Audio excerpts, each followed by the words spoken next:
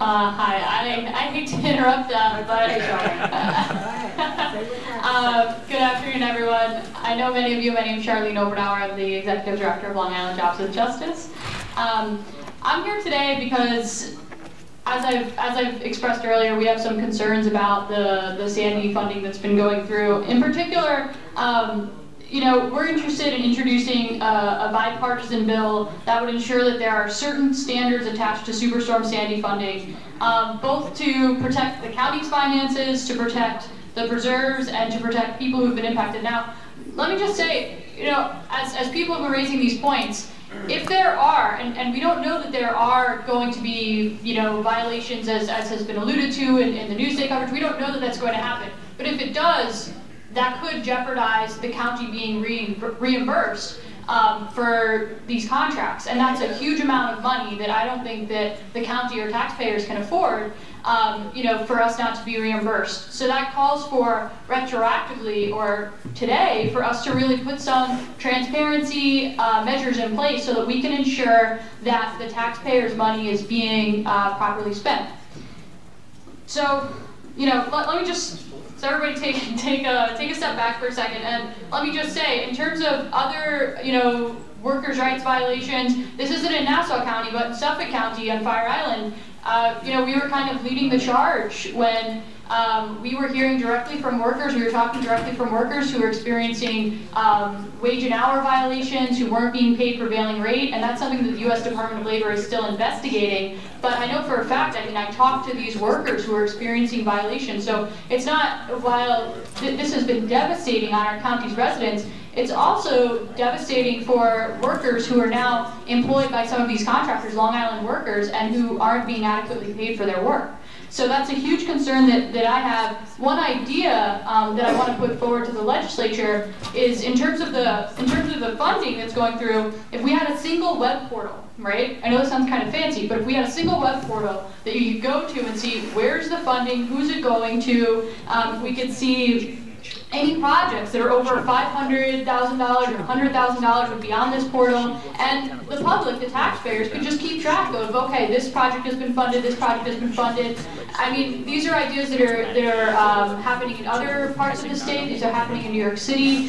There's a similar bill being introduced. I think it would, for people to have just that level of transparency, would have some peace of mind for the taxpayers who have been hearing these stories. I mean, we don't know what's going on. There's obviously, you know, nothing has been conclusive, but we do know that the taxpayers are worried about the money that's been spent, because there have been so many investigations that are going on.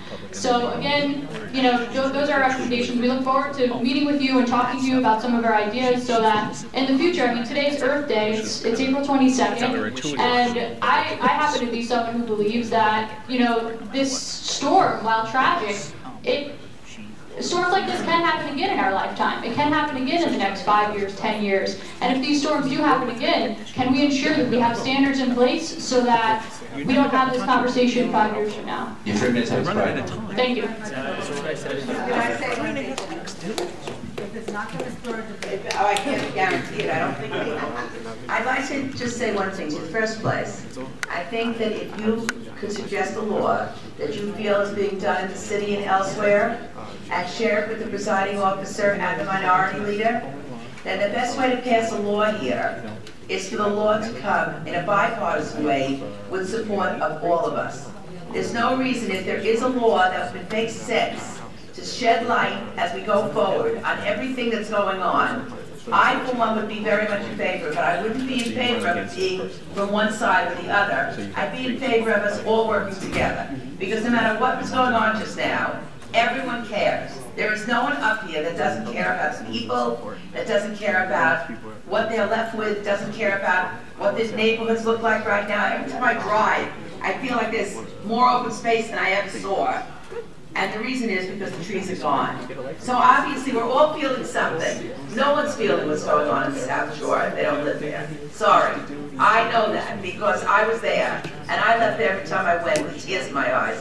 Kept dropping things off and dropping things off. There was no way to make it right for people that don't have their houses. So if you have something that is a law that can be in writing that's already passed, as you said, in other areas, let the two leaders of this legislature see it, let them share it with all of us. It'll be very unique in this legislature. Let's have a law that all 19 of us are co-signing and try to get through. So that's the only thing I want to say. Madam Presiding Officer, if I may, just very briefly.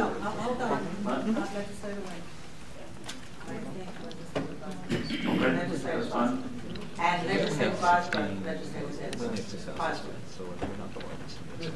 Thank you, Dottie. Okay. You know, I think we're getting to what we all really want to be seeing, is that everybody working together to do what's right. And certainly what you're proposing seems to be a good step in that direction. The only thing that struck me in all this discussion is that it underscores the need for us to have the opportunity to talk about this. And I think this unleashed this well of emotion and desire to speak together, because we haven't had that chance. And so, whether it's a hearing or whatever it is that you want to call it, I think we need to have the opportunity to talk about what went right, because so much did go right. If there were things that went wrong, we need to know about it to be corrected in the future. And that's just what I wanted to say. Thank you. Charlene, I want to thank you very much for being here. I know that specific to your request for a website that will help us to get this information out, to track the type of spending that we know we desperately need here in Nassau County as a result of Sandy. You know, nearly 3 months ago, Congressman Steve Israel and I actually made that request to the federal government. We're still working on that, but certainly I think on a local level, if we get started here, maybe we can get the website going at the federal level. So I look forward to working with you on this, and I hope all my colleagues will join us in being able to put together some real transparency, some real opportunity to provide information in both directions for our constituents. So I thank you very much for being here. Thank you. And the only thing that I would say is that, you know, we're not looking for a bipartisan bill. We're looking for this to be a completely nonpartisan effort. We don't think that Superstorm Sandy recovery has to be partisan. So I represent a nonpartisan organization, and we most certainly are happy to talk to each member of the legislature. So thank you. And thank you, Sean. Two congressmen. Very, on this one? Maybe we got split up. 30 seconds.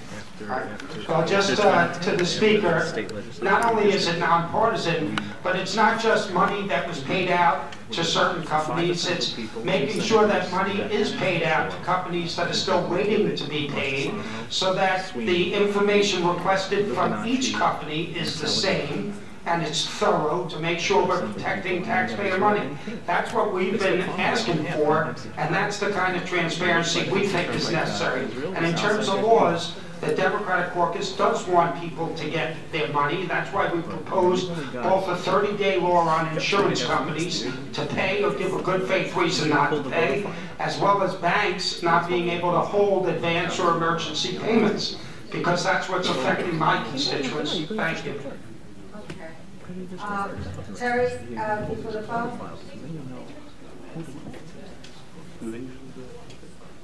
It's 25 cents a page unless they put it on a disc.